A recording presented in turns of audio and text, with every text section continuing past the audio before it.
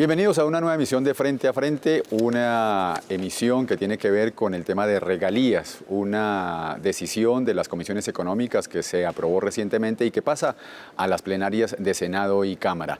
Las regalías para los próximos 2 años será de 31.3 billones de pesos, una decisión, una información que deben estar esperando todas las regiones del país, alcaldías y gobernaciones. Y por eso nos acompaña la representante Jennifer Pedraza, una de las impulsoras de esta iniciativa y que conoce a fondo cómo serán distribuidas y a qué aspectos de la población pues serán enfocadas. Doctora Jennifer Pedraza, bienvenida Frente a Frente y en principio, ¿por qué son importantes las regalías? Bueno, muchísimas gracias por la invitación. Las regalías son un impuesto que se cobra por la extracción de un recurso no renovable de nuestra tierra que en principio es propiedad de la nación. Aquí estamos hablando del oro, del carbón, del petróleo y este tema estuvo muy en el aire ahorita con la discusión de la reforma tributaria, pues porque hubo personas que planteaban que debía descontarse este impuesto de las regalías del impuesto de renta que pagan las grandes multinacionales del sector de hidrocarburos. Pero como acabo de explicar, las regalías son un impuesto dedicado pues al hecho de que se extraiga esa riqueza de nuestro país, sea como sea. Esto tiene un impacto sobre Colombia, dejar el hueco gigante como en el caso del Cerrejón, por ejemplo. El objetivo de las regalías es que se le pague a la nación por explotar este recurso. ¿Por qué son tan importantes? Porque de las regalías hay una parte de ese presupuesto destinado a financiar ciencia y tecnología y educación. ¿Cuál es el espíritu? No es solamente porque consideremos que la ciencia es importante y la educación, sino que pues la idea es poder salir de la dependencia de estos recursos de los hidrocarburos a través de financiar programas de ciencia y tecnología que le permitan a Colombia desarrollar su aparato productivo para que ojalá un día no vivamos solo del carbón, del petróleo y del oro, sino que vivamos de un sector productivo muchísimo más desarrollado. Entonces, digamos que ese es el espíritu de las regalías y por eso en la Ley General de Regalías se estableció una destinación particular para esas dos fuentes, ciencia, tecnología y educación. Los críticos del tema de regalías tienen muy claro que en muchas ocasiones estas regalías no van enfocadas a lo que se aprueba en el Congreso de la República. ¿Cómo se tiene la seguridad que en estos nuevos 2 años los recursos van a ir enfocados para lo que se determine? Bueno, ese es el punto más débil del presupuesto del Sistema General de Regalías. Les cuento un dato. Durante la implementación de los acuerdos de paz en el anterior gobierno, en el de Juan Manuel Santos, se aprobó que una parte de los recursos de regalías se irían para implementar los acuerdos de paz. Recientemente el país conoció que se habían, robado, desviado cerca de $500 billion de pesos, 500.000 millones de pesos del sistema de regalías que debían irse para la implementación de los acuerdos de paz, precisamente porque los entes de control que hacen parte de los OCAT, ya voy a explicar qué son los OCAT, y que debían denunciar en principio como, oigan, aquí se están robando esta platica, lejos de hacerlo, lo que hicieron fue pedir una tajada de lo que se estaban robando. ¿Cómo se distribuye la plata de las regalías? Las regalías van a un OCAT, que es un órgano colegiado de administración de esos recursos. Un órgano colegiado está compuesto, en el caso de OCAT Paz, por ejemplo, estaba un delegado de los gobernadores, un delegado de los alcaldes de los municipios más marcados por el conflicto armado, hace parte también del OCAT el DNP, la Dirección Nacional de Planeación, también la Contraloría para alertar si se roban algo y también hacía parte y dirigía ese OCAD el Alto Comisionado para la Paz. El anterior era el doctor Archila, el doctor Mauricio Archila. Emilio Archila, perdón. Tuvimos el problema que lo que ocurrió y lo que hay que prestarle mucha atención es que los entes de control que hacen parte de estos OCAD, digamos que lo que empezaron a hacer fue a pedir un peaje para aprobar los proyectos. Para que aprueben un proyecto del Sistema General de Regalías, tienen que pedir un chulito, un visto bueno de la Dirección Nacional de Planeación. Todo el mundo esperaba que como el DNP, digamos, es centralizado desde aquí, desde Bogotá, fuese a hacer una labor transparente de revisión de en qué se invertían esos recursos. Sin embargo, lo que terminó pasando fue que el DNP pidió una coima, los funcionarios del DNP pidieron un porcentaje del contrato para probar que estos contratos, digamos, para patinarlos, como se dice tradicionalmente en el OCAD. ¿Qué hemos establecido y qué incluimos en esta ley de regalías? Incluimos 2 artículos que son importantes. Uno, que el Sistema General de Regalías va a tener que venir a rendir cuentas cada 6 meses al Congreso de la República, en donde es necesario que haya una tarea de control político y de seguimiento a la ejecución de estos recursos. Y 2, que cada 2 años, como es el presupuesto de las regalías es bienal, es decir, cada 2 años, el objetivo es que cada 2 años también haya una rendición de cuentas en el Congreso, pero no es solo para nosotros los congresistas, sino para ustedes, los ciudadanos y las ciudadanas, para que estén atentos y atentas. A veces uno cuando está por fuera del Congreso cree que la incidencia de uno es mínima, pues imagínense que la denuncia de los OCADPAS viene de los grupos motor, que son unos grupos de ciudadanos que fueron quienes sacaron a la luz pública, que estaban pidiendo coimas por la ejecución de estos recursos. Yo creo que para acabar con esta corrupción realmente habría que hacer una reforma constitucional para que haya participación de las comunidades en los OCAD. O sea, que el OCAD no sea un espacio a puerta cerrada en donde hay personas que nadie en los territorios conoce, sino que tengan participación de las comunidades. Esa sería la mejor forma de lograr que estos recursos no terminen, como lo hemos visto también, recursos que iban para el Fondo de Ciencia y Tecnología pagando pollerías y panaderías en las regiones, que obviamente no es el espíritu de estos recursos. Son 170 municipios los más afectados por la violencia. ¿Hacia allá serían dirigidos el mayor porcentaje de estos recursos de regalías? No, eso fue un programa específicamente para la implementación de los acuerdos de paz, pero ahora, digamos en general, más allá de los acuerdos de paz, los recursos de regalías se dividen en dos municipios. Uno, los municipios productores de petróleo, de carbón, porque es muy triste que en este país, en donde hay explotación minera, alrededor absoluta pobreza, absoluta miseria, falta de infraestructura, falta de educación, de hospitales. Así que en principio lo que se pretende es que la mayoría de estos recursos se invierta en los municipios productores de hidrocarburos. El problema es que muchas veces estos recursos se desvían, pero pues como ya les planteé, de parte de nuestra gente también será muy importante hacer veeduría que sí se ejecuten estos recursos allí. Y también parte de los recursos van a municipios no productores, es decir, que no sacan, que no extraen hidrocarburos, pero que igual pueden tener inversión en educación, por ejemplo, en ciencia y tecnología, el caso de Bogotá, en donde hay muchas universidades que pues requieren también financiación de ciencia y tecnología. Pero en este caso la priorización no es por municipios afectados por el conflicto, sino por municipios productores de hidrocarburos. Hacia allá también hubo mucha discusión, ¿no? Los representantes de regiones donde hay sitios de exploración y de explotación, pues dijeron, nosotros queremos más, pues porque somos los más afectados. ¿También hubo, digamos, alguna modulación en ese? Claro, eso siempre ha sido una tensión vigente en el presupuesto general de regalías, y es o la plata se la queda la nación, digamos, todo el país, o si se queda en las regiones. Yo creo que este es un municipio que por constitución tiene la vocación de ser regional. Y a veces nos dicen, no, es que necesitamos centralizarlo para garantizar que no se roben la plata, pero ya lo hicieron e igual se robaron la plata. O sea, esto no es un problema de si es regional o nacional, sino de una clase política tradicional que sigue financiando sus campañas con la plata de los colombianos y de las colombianas. En muchas regiones del país hemos podido conocer pues escándalos sobre el tema de regalías y de recursos que se van para construcción de otro tipo de infraestructuras. ¿Cómo hacer para que estos recursos en los próximos 2 años sí lleguen a lo que se está determinando? Lo primero es una tarea seria y rigurosa que tiene el deber de hacer este Congreso de la República. Yo hago parte de la Comisión Cuarta de la Cámara. Esta comisión trata precisamente el presupuesto del Sistema General de Regalías, pero tradicionalmente se queda solamente aprobando el presupuesto cada 2 años y ya. Y yo creo que le corresponde una tarea de veeduría, además porque es el espíritu de la Cámara, que tiene representantes región por región para que puedan defender con voz propia, digamos con conocimiento de causa, la ejecución de estos recursos. Pero 2, yo también llamo a los consejos y a las asambleas departamentales y pilas colombianos y colombianas, porque en el 2023 vamos a poder elegir de nuevo consejos y asambleas, y a veces la gente no vota y solamente vota la presidencia porque uno cree que el presidente es todopoderoso o el alcalde es todopoderoso, pero sepan que los órganos de control territoriales también son muy importantes para hacerle seguimiento a la ejecución de estos recursos. Yo, por ejemplo, estuve viendo en Bolívar proyectos de construcción que tenían el 70% desembolsado y exclusivamente el 14% de ejecución de la obra. Una cosa que uno no puede creer y que está ahí pública para que todo el mundo lo sepa, pero pues lamentablemente no ha habido una labor correcta de control político y de responsabilidad. Además porque una de las cosas que quisimos hacer en el debate de control político frente al escándalo de OCADPAS fue plantear la hipótesis de que las personas que se robaron estos recursos o que los desviaron, lo hacen es financiando sus campañas. O sea que en el 2023, digamos, la platica que se embolsillan, por supuesto que es para enriquecerse, pero no solo para eso, sino que invierten miles de millones de pesos en las campañas, que después, imagínense, si alguien mete 5.000 millones de pesos en una campaña es porque créanme que va a llegar a robar más de lo que invirtió. Entonces, a mí me parece que ese es un punto muy crítico y por eso yo llamo también a los entes territoriales, a las asambleas y a los consejos a realizar esta tarea, porque como les dije, el presupuesto de regalías es principalmente un presupuesto territorial. Representante, a propósito de proyectos, ¿hay algún proyecto estratégico de parte del gobierno que pueda ser financiado con estos recursos de regalías? Pues lo que pasa es que como estos recursos son principalmente territoriales, son esos OCAD territoriales los que definen región por región cuáles son los proyectos estratégicos.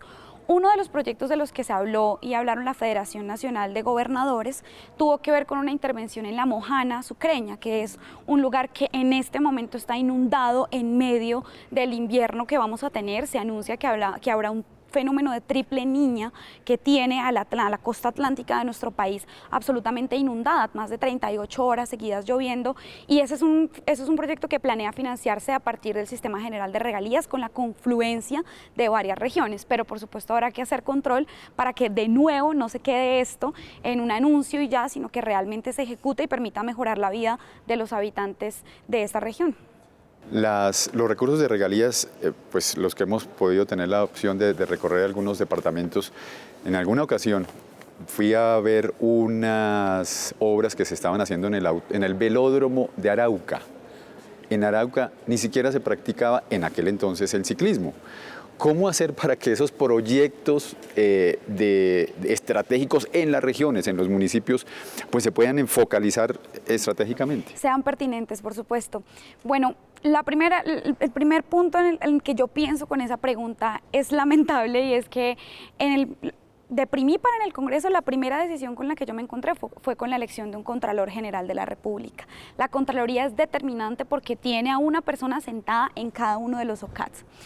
Una de las banderas del presidente Petro cuando era congresista era defender que estos entes de control fueran independientes. ¿Por qué es importante que sean independientes? Para que no le deban su cargo a nadie, a ningún partido político, a ningún alcalde, a ningún congresista, y de esa manera puedan, digamos, hacer veeduría y denunciar al que tengan que denunciar sin que esté en riesgo su cargo como contralor. Lamentablemente hoy se volvió a elegir un contralor de bolsillo de la mayoría de congresistas, pero creo que hacia allá deberíamos avanzar si realmente queremos eliminar la corrupción en el Sistema General de Regalías, que pasa por ahí porque se construyan obras que son cero pertinentes, que no tienen nada que ver con las necesidades de la comunidad. También creo de nuevo que la forma de resolver eso es que los araucanos y las araucanas puedan tener una delegación, una vocería de las comunidades en el OCAD, que es en donde se define en dónde se va a gastar la plata. Seguramente ellos hubieran dicho, oigan, lo siento, pero eso no es lo que necesitamos un colegio, necesitamos un hospital o una vía, una de las tantas necesidades que hay hoy en Arauca. Ese es un tema central. Pero frente a la pregunta que me hiciste ahora, creo que es muy clave contarles que el Ministerio de Ciencia y Tecnología ha pedido directamente ser él quien oriente algunos criterios para los proyectos de ciencia y tecnología que se aprueben en las regiones. Yo creo que esta es una apuesta nacional, y si bien el presupuesto del Sistema General de Regalías es regional, creo que sí podemos confluir todos y todas en que financiar la ciencia y la tecnología es algo urgente. Increíblemente, antes teníamos Colciencias, ahora lo volvieron el Ministerio de Ciencia y Tecnología, y ahora tiene menos presupuesto que el que tenía Colciencias. Es una cosa absolutamente indignante. ¿Cómo vamos a financiar la investigación de las personas que están haciendo un doctorado, por ejemplo, en mejores tecnologías, en transición energética, si no hay recursos para hacerlo? Así que yo creo que ese sí es un proyecto estratégico para el desarrollo nacional que podría y debería financiarse con los recursos del Sistema General de Regalías. Pese a que no se incluyó en el articulado, los juntas de acción comunal, las asambleas, ¿tienen la posibilidad de denunciar si ven algún tipo de irregularidad? Por supuesto, uno, ante los entes de control, por ejemplo, ante la Fiscalía General de la Nación. Antes de que se estallara todo el escándalo de OCAD-Paz, ya varios grupos motores habían advertido a la Fiscalía y a los entes de control que investigara a los funcionarios que se sabía que estaban pidiendo o que estarían presuntamente cobrando coimas. Sin embargo, pues hay que decir que la Fiscalía no se movió suficientemente rápido.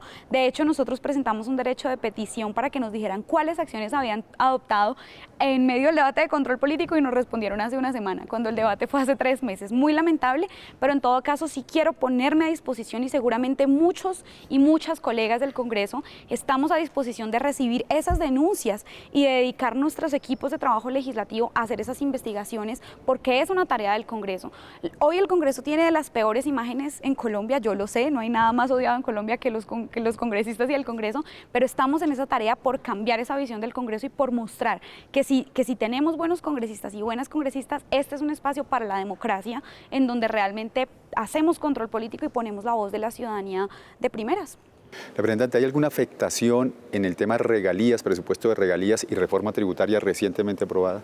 Lo que hizo la reforma tributaria fue evitar que se descontara del impuesto de renta de las grandes multinacionales que extraen petróleo y carbón las regalías. Yo realmente no creo que eso vaya a afectar mucho a la explotación, porque hoy en el mundo tenemos por la guerra entre Rusia y Ucrania, tenemos una escalada, un crecimiento de los precios del petróleo y del carbón que no se esperaban previamente. Los precios del petróleo y del carbón venían así, de un momento a otro empezaron a crecer, y eso es lo que realmente guía la inversión extranjera en Colombia. Hay estudios que muestran que la inversión extranjera en Colombia depende mucho más de los precios de estos commodities internacionales, petróleo, carbón, que de la misma estructura tributaria del país. Pero sí hay un punto de las declaraciones del gobierno que yo creo que es crítico y que espero que haya pronto claridad sobre frenar la exploración de hidrocarburos. La exploración es la búsqueda de nuevas reservas de gas, de carbón, de petróleo, es decir, yo creo que aquí hay un error importante de concepción del Ministerio de Minas, porque Colombia no puede, digamos, restringirse y quitarse a sí misma la posibilidad de explorar qué recursos naturales tiene. Por supuesto que le apostamos a la transición y ojalá sea una transición rápida, porque necesitamos hacerlo y luchar contra la deforestación, pero no podemos allí sacrificar nuestra soberanía energética. Nosotros decimos, no, ya no buscamos si tenemos más gas, pero terminamos importando el gas, ya sea de Venezuela o de Estados Unidos. Eso lo que va a hacer es inflar los costos de la energía para las personas más pobres. Así que allí yo sí creo que habría un impacto muy equivocado para el sistema general de regalías y para el país.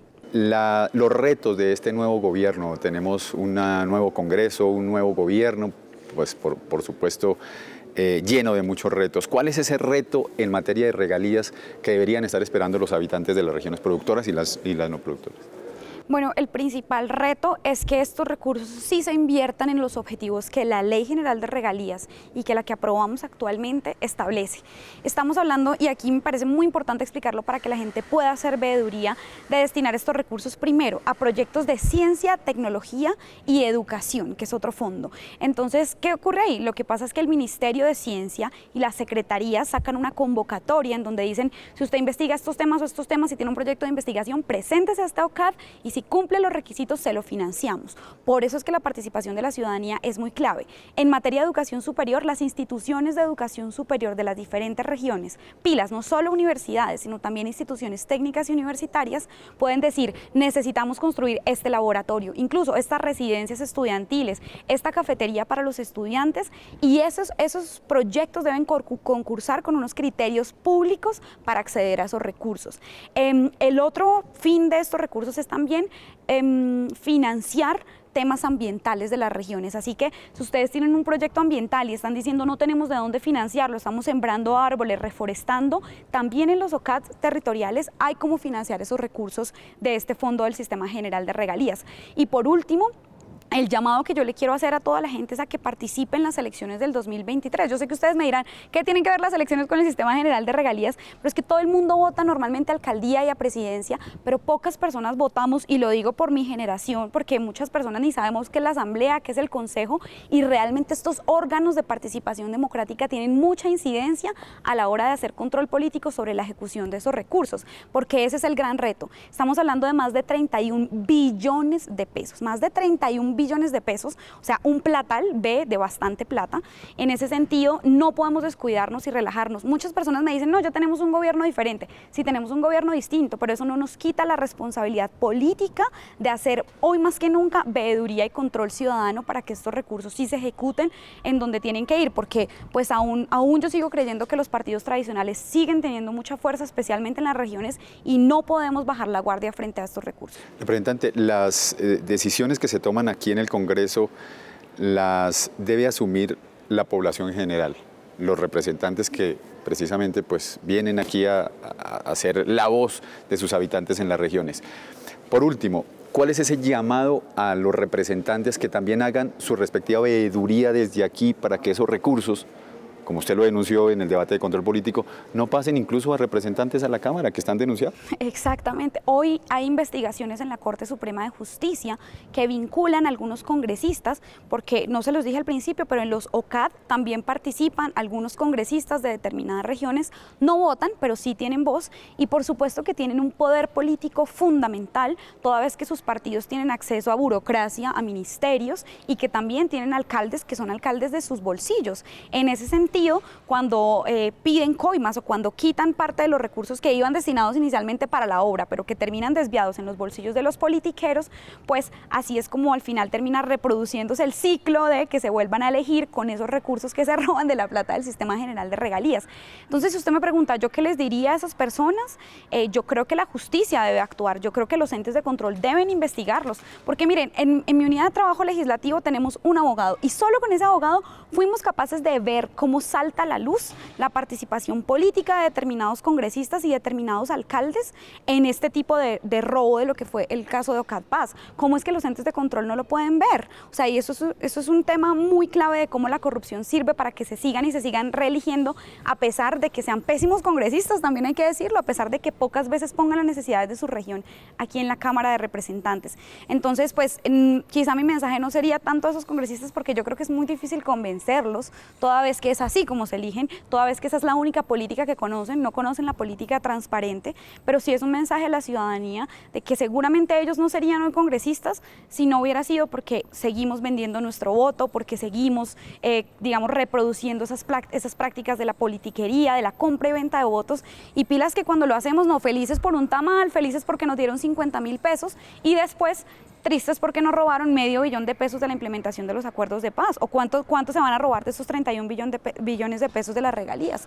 No podemos seguir reproduciendo ese ciclo de politiquería y de compra y venta de votos, y esa es la forma real de quitarle el poder político a estos sectores. Representante, también había una crítica en el medio del debate en las comisiones económicas, y era que la poca ejecución. No ha habido ejecución también en muchas regiones, en algunas ocasiones también, pues como por el miedo de que los recursos no vayan dirigidos directamente a lo que debe ser. Ajá. Sí, claramente. Bueno, hubo una reforma constitucional al Sistema General de Regalías, en donde lo que se pretendía era eliminar esas talanqueras, de manera que se concentró en el Departamento Nacional de Planeación y en la Contraloría la posibilidad de avalar los proyectos. Se esperaba que con eso todo fluyera mucho más rápido y no se robaran la plata, que porque ya no eran las regiones, sino porque era el nivel central. Eso no necesariamente ha funcionado. Esa es una de las principales falencias que tiene el Fondo de Ciencia y Tecnología, que la mayor parte de sus recursos no se ejecutan, y ha sido tan descarado que incluso el presidente Santos durante su gobierno cogió la mayor parte de estos recursos de ciencia y tecnología y se lo gastó en carreteras, increíblemente. Entonces allí también tenemos una tarea, ese es el objetivo de que cada 6 meses rindan cuentas en el Congreso, para ir viendo que realmente esos recursos se ejecuten en lo que corresponde y que los contratos pues lleguen a feliz término. ¿De cuánto estamos hablando de poca ejecución? ¿Algún porcentaje específico? En el año de Juan Manuel Santos, si no estoy mal, la mitad de los recursos de ciencia y tecnología no se habían ejecutado, y los recursos destinados a ciencia y tecnología son el 10% de los recursos de las regalías, así que estamos hablando aquí de 3.1 billones de pesos que podrían financiar, por ejemplo, proyectos de investigación de transición energética o de cultivos y de mejorar el agro en las diferentes regiones. Pues, representante Jennifer Pedraza, muchas gracias por estar en Frente a Frente. Espero que no sea la última vez que nos acompañe en este programa, que pues intenta a todos darles detalles de lo que se está discutiendo aquí en la corporación. La próxima semana, un nuevo programa de interés para todos ustedes.